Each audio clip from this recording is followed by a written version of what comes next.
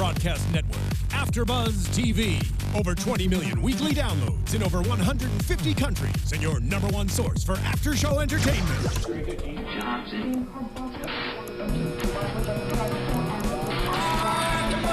AfterBuzz TV, the destination for TV superfans. Producing aftershows for over 300 of your favorite TV shows. Interviewing celebrities and showrunners. And bringing you behind-the-scenes exclusives. All thanks to E! Entertainment's Maria Menounos, producer Kevin Undergaro, and internet leader Akamai. Now, let the buzz begin! We'll carry you, Welcome, AfterBuzzers, to The Royals After Show. I've got to say they have great music. Every episode there's multiple songs that we love. This was one of them, called Smokestacks. This episode was called Your Sovereignty of Reason.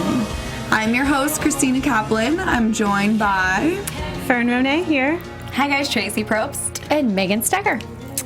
And there was a lot that went on in tonight's episode, or last night's episode.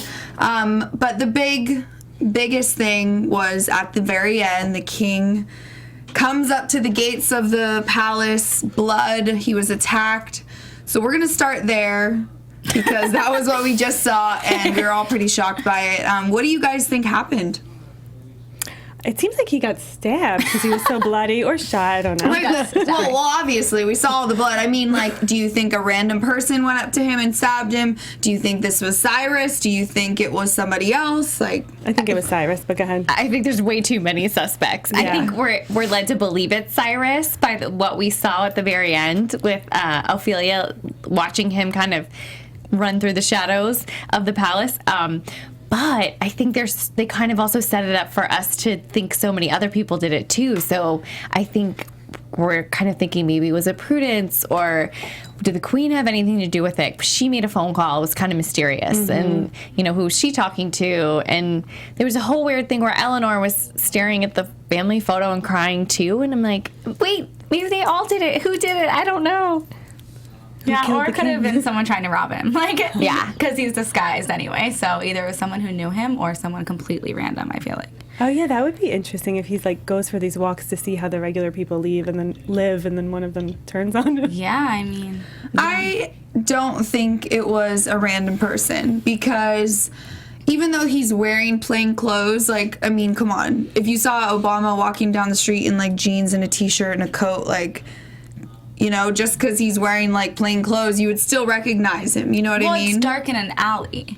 Well, no, he was crossing the bridge. But we don't know when it happened. Yeah, so that's what I'm saying. Right. We don't know when it's happened, but I don't think it was a random person. Why?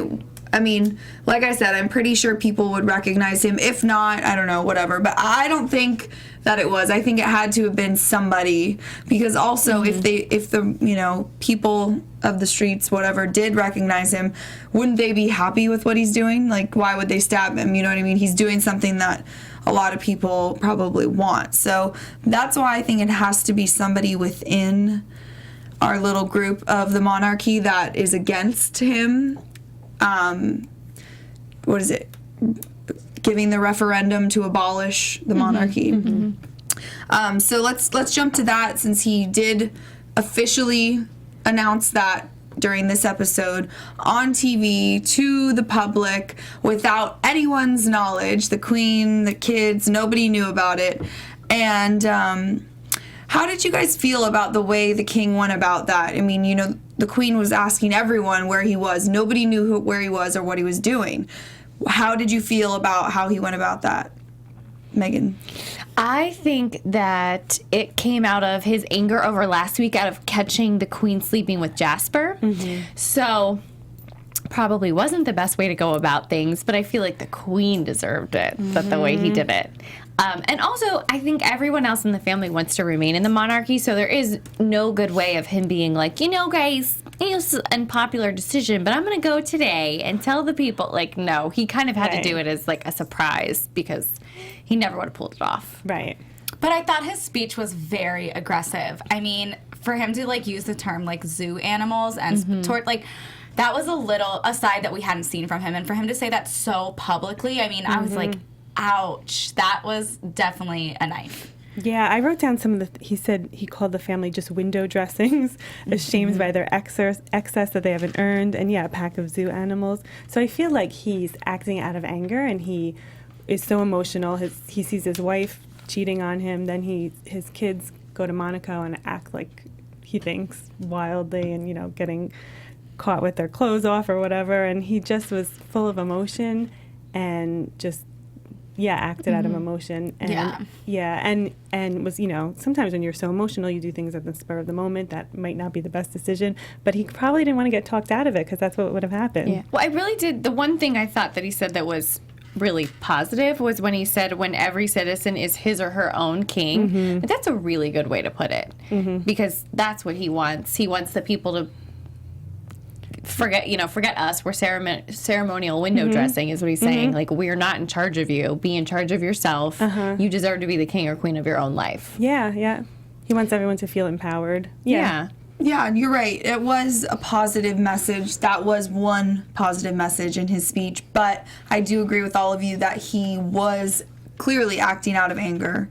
And, a lot of the times when you're really angry at someone or multiple people or at a situation, you, like you said, Fern, you'll make a rash decision and then, kind of think about, okay, maybe I shouldn't have done that. And I kind of have a feeling that even though he's been so pro-abolish the monarchy for a while now, I kind of feel like maybe after this attack, I don't know, we'll see what happens next week, but I feel like maybe he might start regretting.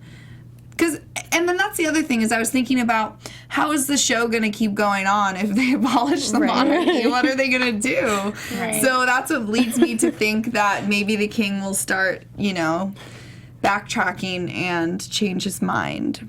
Well, it shows in, not to get in, but that it's going to keep going, and I guess Liam's going to act for now as the king, is what it showed for next week. So, right, yeah, see, I missed the preview, yeah, so. It shows that it's going to, at least for now, we know it's going to keep going, because, the king's been injured and says he was stabbed, so it's going to keep going, and, So I don't know.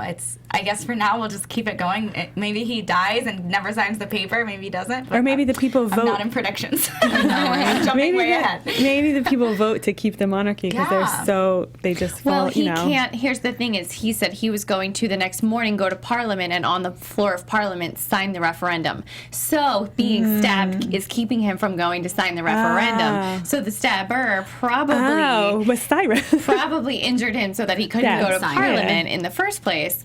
So there's no referendum right now. Yeah, right. Exactly. Because I'm assuming that Liam would not be able to sign that because he's acting king, I don't think if the king were to actually die, then maybe Liam could go and do it. But I don't think he'd be able to. But let's talk about Prudence too, since we saw her watching him give that speech, and you could tell she was captivated by it and proud of him. And then he comes back to the palace to tell everyone, don't be worried. If the monarchy does get abolished, you will all be taken care of, which I thought was very noble of him. And not something that we wouldn't expect. The king's obviously been a really good guy this whole time. And then he asked, where's Prudence? Oh, we've been told to let her go. And that's, I think, was the final straw that really just sent him over the edge with the Queen and Cyrus. And you see him storm in there and go off on them. And, oh, man, I was happy that he kind of stuck it to the Queen. And she's still giving him an attitude like, oh, come on. And he's like, the only reason you're here is because you have a ring on your finger. I was like, oh, gosh. Yeah. But how did you guys feel about that? Were you, proud of the king for finally kind of stepping up and standing up to them, or what were your feelings about that scene, his speech to them? I think he's sick of seeing innocent people get hurt on behalf of the royal family. And so I think whether it would have been Prudence or someone else he cared about, that was the last straw for him. You're right. And so he snapped, and something that little in itself is not a big deal. Oh, you let go of a servant. No big deal. But in, the overall scheme of things, he's, had enough. And I think they both deserved and what they had coming to them. And I don't know. They both looked in shock. Like, that was my favorite thing, is they're both just like, and then when he grabs Cyrus' face, I was like, awesome. get it. And that just shows, like, he is, like, that shows the king. You know, we've always seen him be this very kind, gentle man, and we're like, how is he the leader? And Cyrus, you know, and this just proved why he's the king. So I don't know. I liked it. I liked that part. I'm just wondering still, like, who Prudence is. Like, what is her true identity that had him finally snap? Like, nothing else has made him snap until now.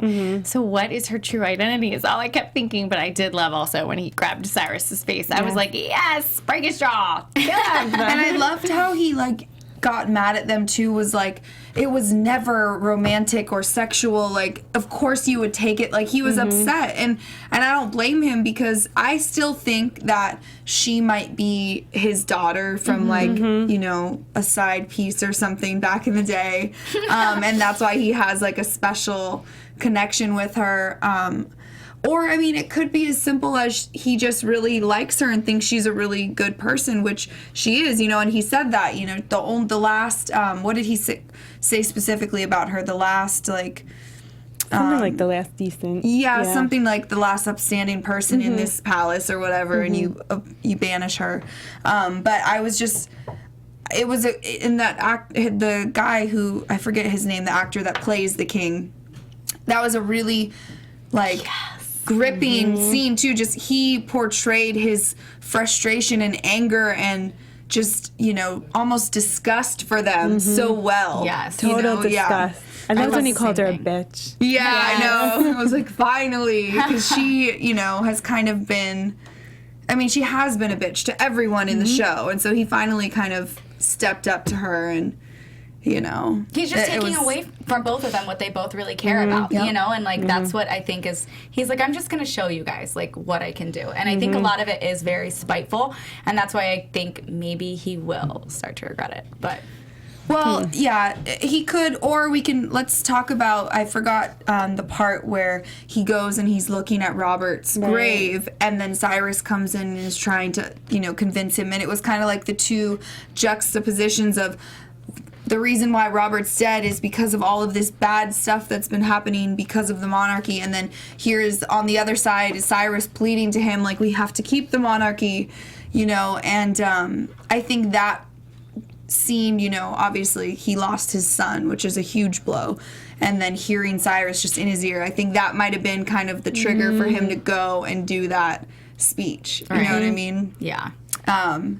But yeah, so I think we saw a lot of evolution of the king's character in this episode, where he really kind of came into his own, so to speak. And I think it was great, and I'm excited to see what happens next week. I'm nervous for him. I really hope he survives and everything's okay. But yeah, it'll be nice to see what happens with him. So let's talk about Prince Liam, who we know in the previews, step in and act as king in next week's episode. But this episode was kind of, just like last week, we had a lot of him and Ophelia. So this episode started off with them. And Ophelia's on the cover of one of the tabloids, flashing, and he's kind of, you know, he was very sweet about, he felt bad, and I think he felt like it was his responsibility, you know, to kind of protect her, and her dad even said that too. And how do you guys feel about how their relationship is blossoming? I mean, he called her his girlfriend in this episode. He goes to her dance, you know, rehearsal or whatever. What do you think about him and Ophelia's relationship? Do you think this is something that's going to keep going and butt into something really serious, or? I think so. I mean, I think it's going really as well as it can go. You know, they got their happy ending. That last week I was like, so where did it go from here? And then when I heard that she's going to have this rehearsal, this audition in New York, I was like, oh, that's what'll put, it won't be Gemma, it'll be this. That, you know, kind of complicates things. So, but as of now, he's so sweet, and they have such a good relationship. Yeah. Yeah, I think it's a cute, like, young love relationship. But to me, I'm just like, he has so many other things he needs to be focusing on than Ophelia. Like, I know even personally, like, when I have a lot going on in my life, I'm not worrying about dating. It's, like, the last thing I can even think about. And so for him to literally, like, his entire future and his entire everything he's ever known is about to slip through his hands, and he's not going to be king, and he's like, I'm just going to hang out with Ophelia. And I'm like, okay, I get, like, having someone maybe to lean on, but at the same time, I don't know, for me, it's just not, it wouldn't be a priority to me, so it's not as realistic as I'd want it to be, if that makes sense. I think I find that the two of them are using each other to lean on a lot. It seemed like when he was upset about talking to his dad and the monarchy possibly ending, it's like he went to see Ophelia and make out with her for hours. And then he was late to meet his dad. And, you know, it's kind of his fault his dad got stabbed, you know? And it's like Ophelia leans on him because she said, you know, my mom's gone and my dad's a stranger to me. I think that it's a lot of like a codependency thing right now. Oh. Interesting. Yeah. I can see that. Yeah. Very, like, It's emotional also a support. beautiful young love. Right. But there's a lot of, you know, when you just want to be around that person all the time. Right. When you first start dating them. You got all Right. the butterflies and that whole stage. Like, that's what's going on. Yeah, and she's still in college, so they're still young. Yeah. So they have a lot of... And the New York thing, you're right, Fern, about that's going to be the next big, I don't know. Complicating yeah, factor. complication in the perfect princess gets the Yeah. prince. Like, But yeah, they are dependent on each other because they're both going through emotionally heavy things. She still recently lost her mom, wasn't it, like only a year ago? So Yeah. she's I probably think. still processing it. That's huge, living in a new country. And he's got the weight of the UK on his shoulders. So yeah, they're... And he's like, here's my head bodyguard. Something might happen to me, I might get killed, but here, take my head bodyguard while you finish dancing at your little rehearsal. I'm like, what? I was glad we finally saw that because she kept talking about dancing in school. Yeah, I know. And I'm like, this is a little silly that we haven't seen it at all. Right. So we Right. finally got to see that, which I was like, thank God. She's really going to school for that. Okay. Yeah, I think that this is a prediction, but whatever, I'm just gonna say it anyways. I think that she's gonna get offered that New York company, but I don't think she's gonna go. And then I think she's gonna regret it because I don't think it's going to last with Liam. Something's gonna happen. Because like you said, Tracy, he has so much going on in his life, and especially if his dad is sick or ill, whatever, injured for a while, he's gonna have to act as king for a while, which means less time to deal with Ophelia and, you know, be with her and stuff like that. And I just think, because I feel like she wouldn't get it and they'd send her, like, she's a huge character on the show. Right. It would be kind of strange to just send her off unless that happens maybe at the end. I mean, we only have a few more episodes left, so maybe if that happens at the end or something like that. But, And she's getting torn apart right now by the paparazzi. I mean, calling her an American slut. And I just, maybe if he actually comes to and is acting as king, he's going to be like, all right, like, I can't deal with this right now. Yeah. Like, on top of everything else that I'm dealing with. She just has such a, like, negative portrayal going on. So, I don't know. It would be very, very, very hard. yeah. And do you think that it was the queen that called that guy and said, say something about her mother? Or the queen's assistant or whatever. Yes. Yeah. Yeah. That's, she's just so, like, she hits below the belt all the time. And it's like, really, like, are you really that evil? And I think the king even said, your evil reign is over, or something like that to her. And it's just like, gosh, I mean, because that's, like, I can understand maybe if she said something else, like, I can't even think of an example, but to talk about her dead mom like that, like, that's just really cold. I don't know. The reaction was crazy. Like, Ophelia, she really reacted, and then the bodyguard just turned around and punched the I guy in love the face. Marcus. And I was like, what? Can you do that? I don't think you can, because I've seen what happens with Kanye and the paparazzi, and he gets in trouble. So. Well, I think it's different because he's, like, the part of the royal bodyguard group, whatever. I'm sure he'll get in trouble, and I'm sure they'll have to, like, if it were real life, he'd have to, like, the family would have to pay the guy that he punched or whatever. Right. But, I mean, he showed the video to Liam, and I think Liam was more concerned that the paparazzi said that to Ophelia than that Marcus punched the guy. Right. You know, so we'll see, I guess. But let's talk about Eleanor. She has been going through a strange phase. Last last week we saw her sober the entire time they were in Monaco, which she was like, I can't even remember the last time this happened. And then this week opens up with the scene, she's looking at her phone, she gets a text from Beck saying, how did you sleep? And she immediately blocks his number. Then immediately texts, Jasper, where are you? And then we see at the, she goes to her mom to find out, like, why'd you bagsy Jasper? And then at the end of the episode, we see his cufflink fall on the ground next to her foot. So I'm sure next week something will happen with that. But and then she goes and talks to her dad, and her dad tells her, even though it pains me to say this, I am disappointed in you. And, says, I've been so easy on you because I've been thinking you would change and be the person that I know you're going to be. And she's kind of just been hit over and over again with all of this, like, emotional stress, all of these things that she's having to deal with, that, the loss of her brother, still grieving from that.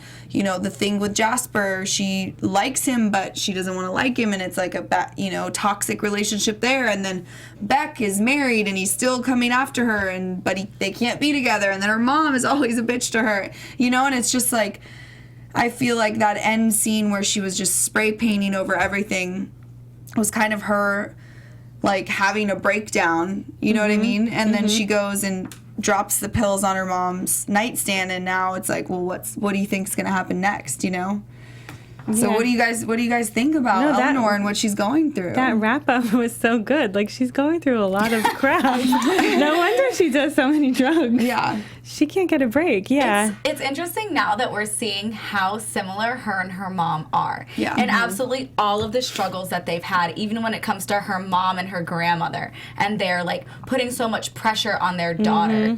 And so I think, you mentioned the spray painting. At the end, the only thing she can't spray paint over is the picture of her and her mom. And she's spray painting over the one of her and her dad and everything else, and she gets to the one of her and her mom, and she can't do it. And I'm like, wow, that's very interesting, because this whole time we've been like, oh, you thought she would have smashed it on the ground, thrown it. I thought she was going to do that. Yeah. And she couldn't touch it. I thought she ran out of Me too. spray paint. That's was what like, I thought. Yeah. Oh, no, I think she didn't. She just didn't have spray it in her. Yeah, I think that she still had it, because she kept shaking it and then shaking it and then just put it down. Ah. Maybe I don't know. I'll have No, to watch it. you might be But right. even if she did run out, she could have thrown it on the Yes, ground and smashed exactly. it, and she didn't. Exactly. So you're right. That was kind of a... And then obviously when the queen walked in and said, oh, I hate my mother, and she didn't realize she was sitting there, and she laughed, Yeah. like, oh, roles are reversed now. Right. Well, I thought it was cool because last week I think we were predicting that we were going to think that Eleanor and her grandmother had a great relationship, which they did, and that mom was the queen would feel left out of that, which she did.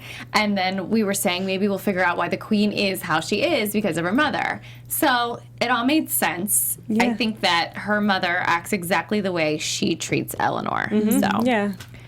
full circle. Yeah. Yeah, so let's talk about the Grand Duchess of Oxford. And what were your initial reactions? Because I know what I've thought when the guy walks in front of her and is like with the little, stick, like please welcome the Grand Duchess of Oxford. And then she like walks in, of course, in her royal purple. What did you guys think of that? I thought it was that she was perfectly cast in the role. Oh, yeah. And that it seemed like she's really overdoing it for her station in life because she's not a queen. She's the queen's mother, and the king was the royal lineage, not the queen. So it seems like she's really overdoing it with where she actually is in life. And that it was just going to get worse from there, which it did. Yeah.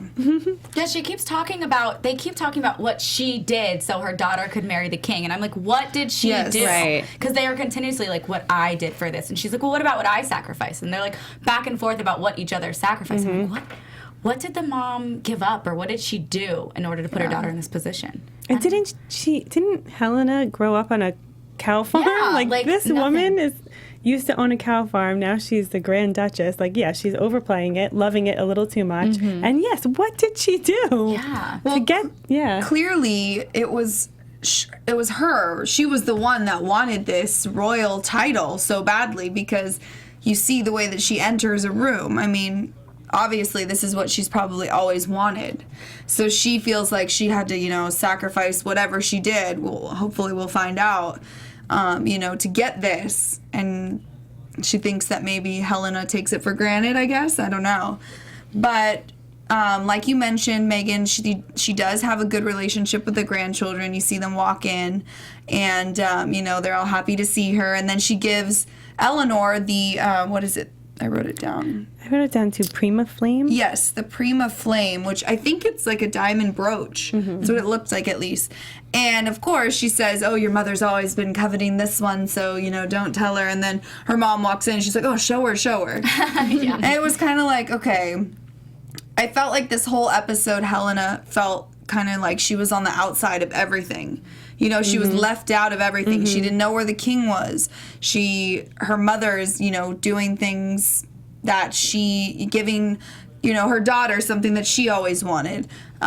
She has no control over the abolishment of the monarchy. She, is kind of losing control. I mean, Cyrus and that guy, Holloway, who he was sleeping with, Holloway told him, I can't help you anymore. So she's kind of just lost control and is on the outside of everything. And I felt like the Duchess, the Grand Duchess, just kept rubbing it in more and more and more and more throughout the episode. Yeah. So, And putting so much pressure on her, like, fix your family. Yes. And, you Your have to do decorating looks like something. Vegas. Yeah. That was my favorite part. Yeah. I was like, ew, it does look like Vegas. And they're like old school, needs a renovation casino. like Caesar's Palace, like back in the day or Totally. something. Yes, Yeah. I love it. Yeah, so I don't know. At least we finally did get to see, or meet, I should say, the Grand Duchess, and now we understand why Helena is the way that she is, because seems like a pretty... I wish her and, like, the princess would, like, band together, because each of them have no one to turn to. And it's really bothering me how, like, lonely they... But I think they're also both very stubborn and hard-headed, and they don't want to admit that they need someone. Right. And they're very similar in that way, and so they won't try to come to each other, even though, like, the scene when the queen walked into her room and asked her for drugs, that scene could have went a different way. They could have started talking, and... Exactly. When she said, Dad's disappointed in me, that could have been the window to, open up and have a real conversation. And But instead she instead, says, yeah. I'm disappointed in you too, and leave. He's not the only one. Bye. Yeah. Yeah. So it's like, obviously, Helena has major issues, because you never even see her talk to Liam. Like, it's like, it's not like it's just Eleanor that she doesn't communicate with. She doesn't talk with any of her children. I mean, we didn't see what her relationship was like with Robert, who we still have no idea what he looks like or anything. No, we saw a picture. A baby picture, right? Yeah. Yeah. In the family picture, it was when they were all little. Oh, I must The have king missed was that. looking at it. It was Finally. briefly. Yeah. Yeah. They were all very young, though, but he was, like, in the middle. Okay. Yeah. We just counted. That's how I figured it out. Yeah. It's like, okay, 1, 2, 3. Yeah. Okay, he's in there. But yeah, so like I said, obviously she has parenting issues. Yeah. And I think maybe it stems from her mom and the relationship she had with her, but I don't know. I feel like in that picture where she's holding Eleanor, like, she looks really happy and, like, loving and stuff. So maybe she's just gotten cold over the past, like, few years as they've turned into teenagers and started acting out. Maybe she just doesn't really know how to react. But sometimes I forget that she's even their mother. I know, it's so cold. It's such Yeah. a cold... Yeah, the only person she seemed to have a genuine conversation with was Captain Lacey. So I feel like when she made that call at the end and said it's almost over, I feel like it was to Yeah, I him did to be too. like, Yeah. now we can be together. Yeah. Yeah. That's what I thought. Yeah, I think even though she on the outside is saying how she doesn't want the monarchy to end and all of this stuff, I think she really does Right. because she wants to be with him. But I guess we'll find out. Yeah. It would just change her whole life. I think that's why she's a little it's a Yeah. little nerve-wracking for her, because she's just become so accustomed. And right now it's to the point you're like, nature versus nurture. Like, why is she the way she is? And I think it's like a little bit of both, like how she was brought up, who brought her up, and then also what she's become. So she has no idea what she's even going to do with herself. Who knows what Captain Lacey does now? I mean, maybe he got like kicked out and he's broke. So she's like, I don't know. Yeah, They'll write an autobiography. They'll write a book. she's like, Who knows? But maybe she also is complicated because she doesn't want to disappoint her mother. Her mother's like, hold on to Yeah. it. Right. So she's probably conflicted. yeah. Yeah, and obviously her life is very glamorous and easy for the most part. Being the Queen of England, she doesn't really have to deal with common problems, like she will if the monarchy is abolished. I think, like you said, she had a genuine conversation with Captain Lacey, but I think the only other person that she really kind of connects with is Cyrus. And you saw that a lot in this episode. The two of them were kind of like, you know, chatting behind closed doors about what are we going to do, what's going on, you know, and they've kind of ganged up throughout this series. They've gotten closer and closer, and yeah, they have an evil bond. Yes, exactly. That's the only thing they really connect on is like evil things. Exactly. So it's very like, you know, they're both on the same team, but it's team keep the monarchy as far as we know. So I don't know. I don't think that they're like they'd be each other's support system. I think it's more like collaborating to go against the king. So it's a very interesting relationship. So do you guys think that when Cyrus said there's always a way, or there's always an option, or whatever he said at the end there, do you think that he is he is responsible for attacking the king, or do you think he is going to try some other way? I think he tried some other way, and the person that it actually was is going to be a big shock to us, is what I think. Because, I mean, that's the way the show goes, right? We're always surprised. Yeah. They would trace it back to him like this. Like, and especially he knows where all the cameras and everything are, and he kind of runs that part of the city. So I don't think it was him, but we're led to believe it was, and I'm sure he had some side of part of maybe even trying to, like you said, make something happen. But there's no way he did it, because it would have been traced back to him so easily. Yeah, I agree. I think they wanted us to think that it was him, but it is going to be someone like completely random that maybe we weren't expecting. Maybe it's prudence. Maybe she was doing it out of, you know, pity. She wants him to get him out of his misery. I don't know. I feel bad. Like Jasper, like the queen called Jasper. I don't know. Yeah. I don't know. Yeah, that's a good prediction, because obviously she's upset and she can kind of make Jasper do whatever she wants. I don't know. Because Twitter was blowing up last night with people's predictions, and people were writing, like, hashtag royal hangover. It's this whole, like, hanging out and talking online. All the fans, like, who did it? It's hashtag royal hangover. So I think, like, Jasper and Prudence and Cyrus were, like, the three everyone was talking about on Twitter. Suspects. I just can't see it being Prudence. No. She loves the king.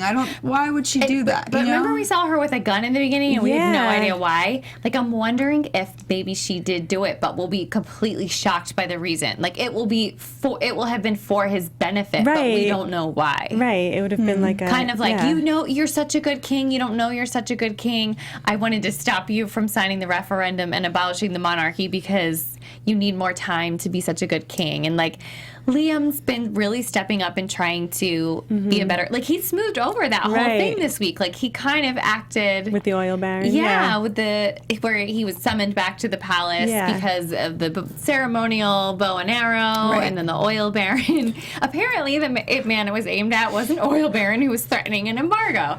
So he smoothed that whole thing over himself without the aid of the king. And it's kind of like... It was probably the first time he was really proud of himself. And then all of a sudden, Dad's live on TV abolishing the monarchy. So it's also a lot going on. Yeah, there's a lot going on. It's also interesting that the only person who we know of who saw Cyrus was Ophelia. So, like, does she come forward with this information? Like, what is she going to do with this? I'm gonna say she does, based on next week how I feel like we're the only two that saw the My the DVR preview. cuts off the preview. So I saw and the DVR here, too. And Teddy, her dad, pulls a gun on Cyrus. I saw that. So maybe she tells him, like, I saw Cyrus. I think it was him. They talked about he was getting out of hand in the previews, and so then the head of security pulls out a gun and is like, we're all going to stay calm, because they're all in this room. So maybe you're right. Maybe she does tell her dad. But it's like, right now she was reading in the dark, whatever, and then saw Cyrus outside. Like, she was reading in the dark. I was like, really? She can't have a candle or something? Like, why are you reading in the dark? Anyways, then she sees Cyrus outside, and, like, yeah, I'm just like, who's she going to? Is she going to tell Liam? She going to tell her dad? Like, did anyone predict it could be the queen? Could be, because I don't think she would have left. Say... I feel like she will never leave the palace by herself like the king does, you know? Yeah, maybe not. But I only say that because the Grand Duchess said something about knives.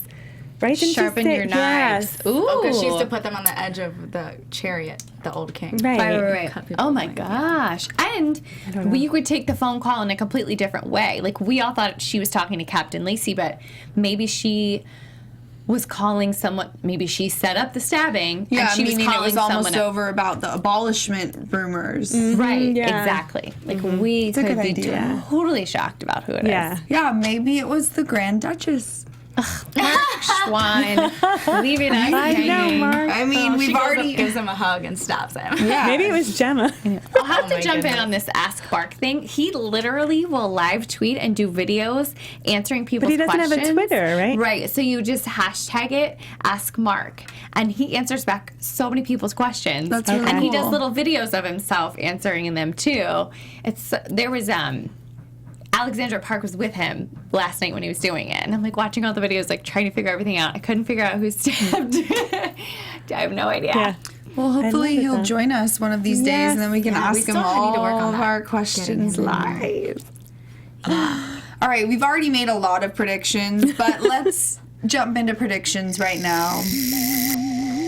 And now, your AfterBuzz TV predictions. So we already kind of touched on what we think is going to happen next week, but we'll start with you, Megan, if you have any more, details you think about next week's episode. Well, I definitely think that Liam is going to be sworn in as an acting king because we did get to see in the preview he places his hand on the Bible like he's ready to do it. And there's a clip of him saying to the Queen, "I'm not ready for this," and she's like, "Oh, honey, no one ever is." And she looks sickly happy that the monarchy is still chugging along. So, gosh, other than that, I don't know. I have no idea who the stabber is, so no predictions on that. Yeah, I don't think we're gonna find out who the stabber is next week either. I feel like the king's gonna be like in critical condition, and they're gonna be doing like this crazy search. But I have a feeling it's gonna put, like I said before, a strain on Ophelia and Liam, and she's gonna be focused on dancing, and he's gonna be focused on his new role in the palace. So it's gonna be interesting. I have no idea because last week they did a preview of her getting covered in gold, and I thought it was going to be a major part of the episode. It was like and it 2 wasn't. seconds. I know, right? So I have no idea.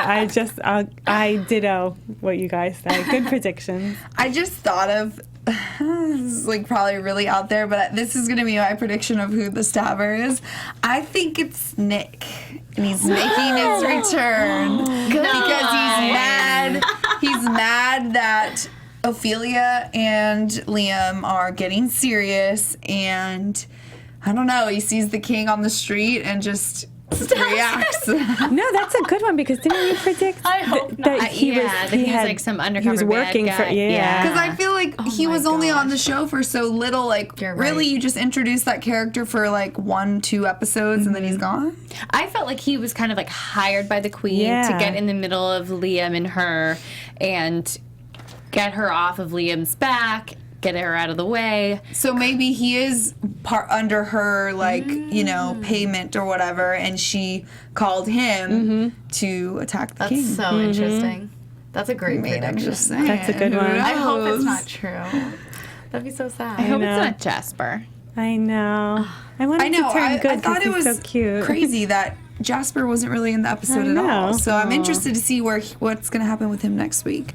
But you guys, leave us your predictions, your comments about the after show, about the Royals, what you think, what you don't think. If you have anything, tell us. We love to hear it. And ladies, tell them where they can find you. Guys, it's Megan Stecher. Shout out to William Mosley, our Prince Liam. It's his birthday. Yes, happy birthday. You guys can find me on Twitter and Instagram at Megan Stecher. And you guys can find me on Instagram at TRACIPRO or on Twitter at TRACIAVTV. And you can find me, Fern Ronay, on Twitter, Facebook, and Instagram at Fern Ronay.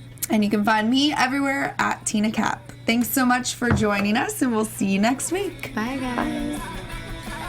From executive producers Maria Menounos, Kevin Undergaro, Phil Svitek, and the entire AfterBuzz TV staff, we would like to thank you for listening to the AfterBuzz TV network.